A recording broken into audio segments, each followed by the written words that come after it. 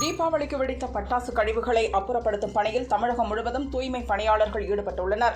சென்னையில் மட்டும் இன்று காலை 60 மெட்ரிக் டன் பட்டாசு கழிவுகள் அகற்றப்பட்டதாக சென்னை மாநகராட்சி தெரிவித்துள்ளது.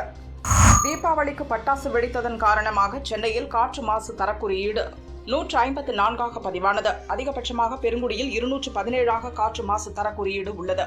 அதற்கடுத்து மணலி, வேளச்சேரியில் 151 பதிவாகியுள்ளது. நீலகிரி, கோவை மாவட்டங்களில் பெய்த கனமழையால் பவானிசாகர் அணைக்கு நீர்வரத்து 9300 கன அடியாக உயர்ந்துள்ளது.